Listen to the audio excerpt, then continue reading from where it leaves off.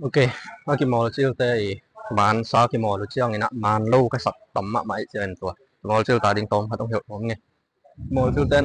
ที่chị tổ phải cái lạiที่ขุดงองมั้งที่เป็นที่chị bè bà chịของไอ้rồiที่เป็นcái mol chiêu nghìn bàn saoที่พุ่มตังชิดเสสักดิ้งอมตอมโพสักดิ้งขุดตังชิดเสสักดิ้งแล้วrõ chưaที่chị tổดิ้งมั้งขุดที่chị còiสักgiống cú xe xe lâu khơi đanตังสักเดียวดิ้งตัวปั้น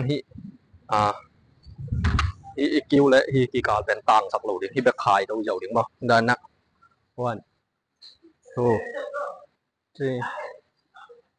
four five six chị đặt không và đàn thế nào ban xã tắm tí tắc akimol có thể bên akimol chưa để sập tại chân mò và ta đi nghe nè u mà bạn pin akimol đàn thầy nhật lầu chị ta đi nghe mò đàn nè akimol chưa để bằng đàn akimol liêm chị đấyปุ่มของจีเดลสับสีของมั้งด้านของหลังเราดิปุ่มต่างสับเป็นเราเดียวจีด้านพัฒนาทีเดียงที่นะบานซาบานไม้หรือว่าด้านนี้นะตัวปั้นบานปั้นบางที่อัปงาดีนี่จีเดลแล้วเลยไว้ด้านอะไรมอลดิ้งยังจีเลยที่ด้านมั้งที่ตรงตัวด้านไม้ขุดต่างสับเราดิปุ่มตรงต่างสับเราดิ้งมั้งเยอะที่แหละบานปังงามั้งชู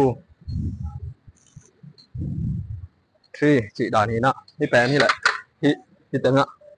บอกเร็วๆมั้งที่อมกี่เลยบานเป็นหอยจิมุเห็นงี้ลูกที่อมใช่นะบานหอยจิมุเห็นปันchị đàn thì nè ok บานนุ่งที่แล้วแหละ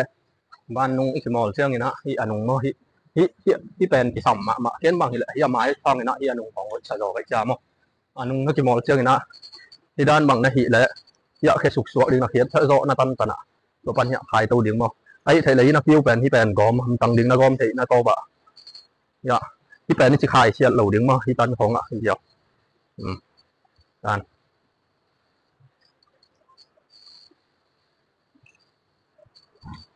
สีดานนี่บานนงบานสาตัวเต็มพุ่มอากิมอลเจอนาทีแหละตัวเต็มพุ่มซันเดนเลยจินนั่งอาเดนะสองพัดกิลำดันหนาวมันดิ้งจีของได้สับได้เจอนะที่องบอลเสาที่ไงแหละไม้ละมะของบอลแบะดิ้งไอ้ทีแหละวิดีโอโนวีได้ด้านคอมเมนต์ของแกนุ่นทุ่มมักกี่บังคอมเมนต์ตั้มเป็นแต่วิดีโอบ้านนะของบอลตัวดิ้งนะโนวีคอมเมนต์นะจุยนะวิดีโอบอลของที่ปันตัวดิ้งนี่สิของแกน้อมไงแหละของเอสักแหละถามของติดแคมป์พวกตรงอ่ะลงดำมากไหมไว้